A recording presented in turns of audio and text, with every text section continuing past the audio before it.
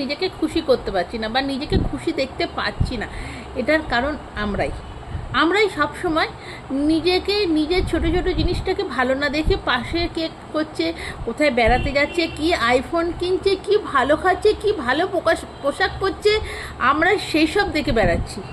আমরা এর ফলে নিজের শান্তিটা, নিজের ভালো থাকাটাই নিজের হাতে নষ্ট করছি।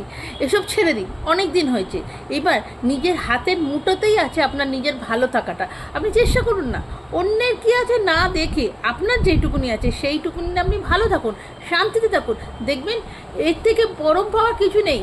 আপনি এতে অনেক ভালো থাকবেন, আপনি নিজেকে ভালো রাখতে পারবেন, এর থেকে আপনার বাড়ির সকলেও ভালো থাকবে। তাই আর অন্যের কী আছে এইসব তুলনা না করে নিজের যেইটুকুনি আছে সেইটুকুনি নিয়ে সুখে থাকুন। আপনার সুখ আপনার হাতে, আপনার ভালো থাকা আপনার হাতের মুঠোয়, আপনার ছোট ছোট জিনিসটা, আপনার শান্তি সেটাও আপনার মুঠোর মধ্যে। তাই আপনার মুঠোটাকে ভালো করে খুলুন, আবার শক্ত করে ধরুন। দেখবেন আপনার ভালো থাকাটাও আপনার কাছেই রয়েছে, আপনার ভালো রাখাটাও আপনার হাতেই রয়েছে। তাই আর বেশি কথা বলবো না, ভালো থাকুন আর শান্তিতে থাকুন।